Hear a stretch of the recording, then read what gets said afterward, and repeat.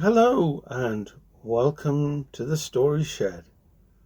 And I'm going to tell you a story that was written by Hans Christian Andersen. I've changed it slightly so it might be different in some ways, but it's still the same story.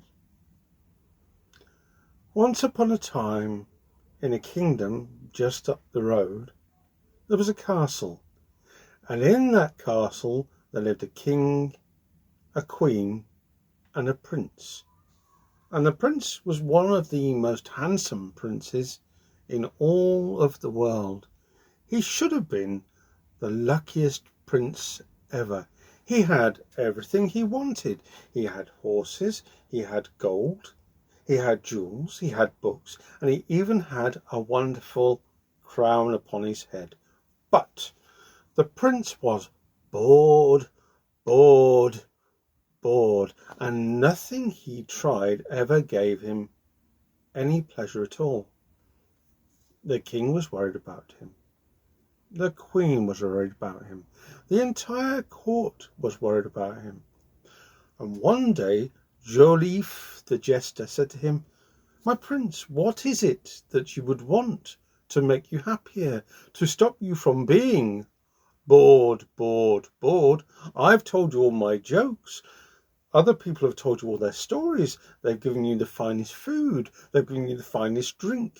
You have gold, books, horses, everything you could possibly want." And the prince said, "What I want is a real princess. Somebody who I can love and live with." And Joliffe, the jester, said, You would have to travel far and wide for this, my prince." And so the prince did just that. He set sail and travelled to the north. But in the north, he found that all the princesses were too short. So he came back home and he travelled again to the west. But they were too wide in the west. Then he travelled to the east. And in the east, they were just not right for him. They were too thin. This left him with the south, and he travelled there, and they just plain didn't suit him. They were too snooty, and too clever, and too just not right. So he went home sad, without any princess. He tried his best to just do the best he could with his books and his gold and his horses and his sword fighting. But he still wasn't happy. And again, the king, the queen, the court, and Joliffe the jester were all worried about him. One night, late in the darkness, there came a knocking on the castle door. They let down the drawbridge, and there stood a raggedy-taggedy girl. She was dressed in rags, it would seem, but when they looked closer, they realised that they weren't quite rags. It was just that she was so wet and muddy that she looked as if she was wearing rags. And she claimed that she was a real princess. They brought her into the castle and took her to the king and queen. And she said, "Your Majesties," as she bowed, "I am a real princess, but I have been abandoned on the road because my coach broke down." And they said, "She seems to be like a real princess, but we're not sure." And then the prince came down and they said, "This young girl has been abandoned on her doorstep." And he said, "Surely we can give her a bed for the night." And they agreed.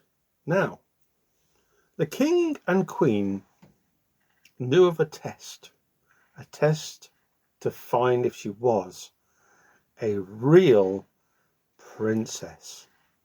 And the test was this. They got 20 fluffy mattresses and piled them up one on top of another. But underneath the mattresses, they had a little hard pea, just very, very small. Put it under the mattress, because everyone knows that a real princess is very, very sensitive. So she would feel it, the pea under the mattresses. They all went to bed that night, and the princess got on top of this very large series of mattresses and tried to sleep.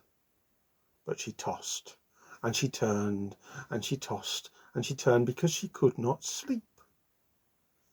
In the morning, the king and queen at breakfast with the prince saw her come into the room, and she bowed and she sat with them for breakfast. And they said to her, "How did you sleep during the night?" And she said, "Well, it really was rather difficult. I don't understand, because there were so many soft mattresses that you were kind enough to give me. But I'm achy and I'm black and blue all over, and I just don't understand." The king and the queen were happy because their test had worked. She was a real princess. And then the prince, over a period of time, got to know her better and better. And she was just right. Just the right princess for him. And they managed to get married with a huge kerfuffle, with lots of cakes and jellies and other luscious foods. And the kingdom was happy. And the pea, the hard little pea, was put into the Royal Museum, and as far as I know, it's still there today. And that is the end of my story of the Princess and the Pea. I hope you liked it, and take care for now. Bye bye, bye bye, bye.